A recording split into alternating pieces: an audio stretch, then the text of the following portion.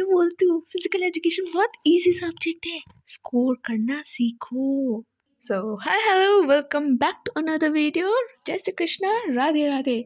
और आज मेरा सिलेबस कंप्लीट हो चुका है, तो बाय द वे अब ये मेरा रिव्यू रहेगा कि मेरा सिलेबस कितना हुआ, मैंने PYQs कहाँ से किया कहाँ से नहीं किया। सबसे पहली बात मैं ये बता दूँ, आज सुबह मैं बहुत जल्दी उठी थी। आज मैं शायद अप्रॉक्स 5 आवर्स तो मैं सुबह 10 बजे तक ही पढ़ लिया था। उसके बाद मैंने 11:30 to 2 PM तक पढ़ा था। सो यस, आप जितना यहाँ पे कैलकुलेट करना है कर लेना। उसके बाद दिस इज़ द पॉइंट, मैं 3 बजे ऐसा अपना न्यूमेरिकल सॉल्व कर रही थी। This is the my numerical का 1 पेज का आंसर, इतना मैंने रटा है। और मैं भूल गई थी, मुझे लगा था कि मैंने ये पढ़ लिया है, लेकिन ये तो प्री बोर्ड से मैंने पढ़ा ही नहीं, स्किप कर दिया था कि बाद में पढ़ूंगी, क्योंकि इतना लंबा है मुझे याद नहीं हो रहा था, मैंने छोड़ दिया। सिंपल। अब मुझे ये कल पढ़ना पड़ेगा, क्योंकि आज मुझे ऐसा मूड नहीं है। आज मुझे जितना पढ़ना था मैंने पढ़ लिया है इससे।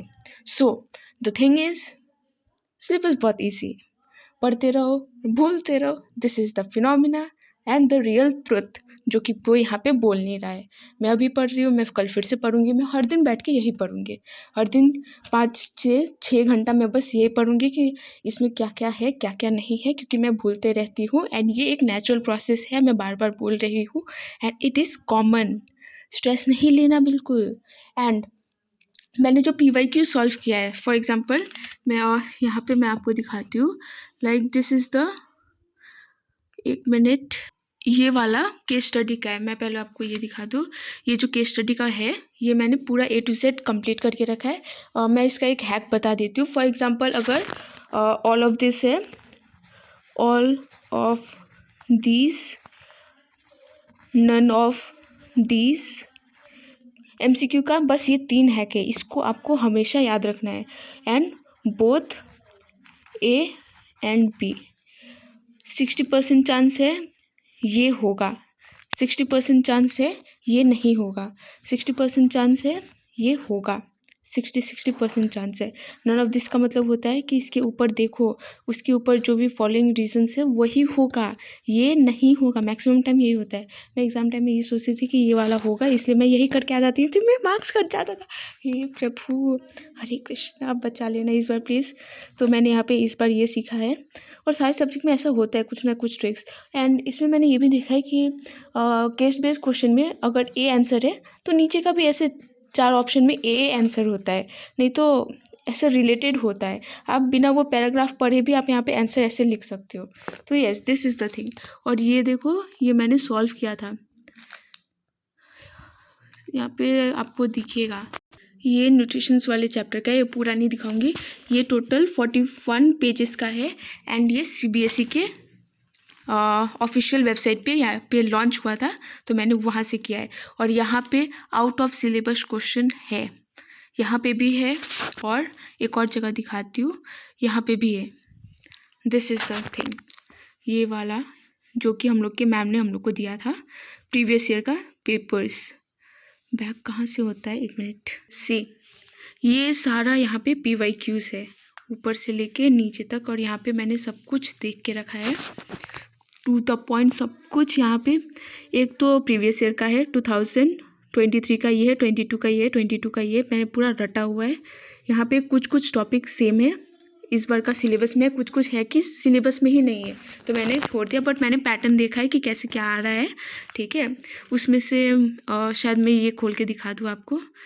ये जब तक खुल रहा है मैं आपको आगे बता दूँ कि अगर आपको योगा याद नहीं हो रहा है ना, फॉर एग्जाम्पल दिस, तो आप ऐसे याद, मतलब ऐसे कर सकते हो। लाइक मैंने जैसे किया है, जैसे देखो मैंने ये टडासना याद किया है स्टिक्स डायग्राम बनाने के साथ साथ, तभी आपको अच्छे से याद भी रहेगा। टडासना, हलासना, उत्तरासना और पद्मासना, ये 2 भुजंगासना और उत्तरासना है जो कॉमन है। I mean bhujangasana cobra pose and gaumukhasana cow pose, ये ओबेसिटी को छोड़ के डायबिटीज़ में आएगा, हाइपरटेंशन में आएगा, अस्थमा में आएगा, सब कुछ में आएगा, ठीक है। और फिर ये यहाँ पे देखो रिपीट यहाँ पे भी हो रहा है, तो मैं ऐसे करके लिख लिख के याद करती हूँ। आप वैसे भी याद कर सकते हो, नहीं तो मैंने अभी इसका कुछ ऐसे बनाया नहीं, क्योंकि मुझे ऐसे ही याद हो गया लिखते लिखते। और ये वाला अस्थमा का आप ऐसे याद कर सकते हो कि पर्वत भाई MSPG गया, मैंने वैसे याद किया था। सो जो भी है, और ये वाला यहाँ पे लोड ले लिया है, तो मैं आपको दिखा रही हूँ कि फिर से यहाँ पे नहीं है। तो मुझे ये नहीं पता कि कौन सा ईयर से ये 2020, और सेट 4 का है। यहाँ पे आपको ये वाला दिखेगा, ये मैंने सॉल्व किया था, कार्बोहाइड्रेट्स एंड दिस ऑल।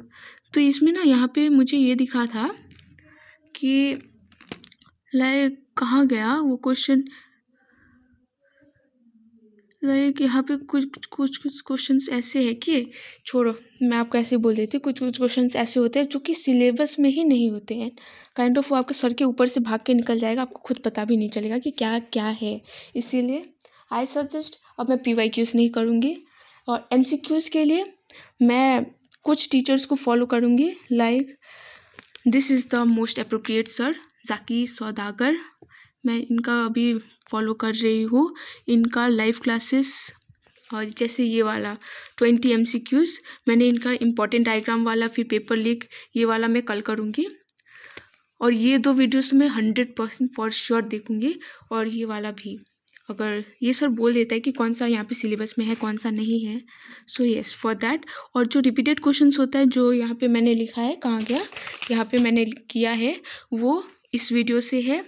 और ये थोड़ा ऐसा मैंने सजेशन के लिए रखा था कि ऐसा मुझे टेंशन हो रहा था कि ये आएगा कि नहीं आएगा, आएगा कि नहीं आएगा, तो बस फॉर दैट रीज़न अगर आपको होता है तो आप कर सकते हो। And answer presentation is the main key to success.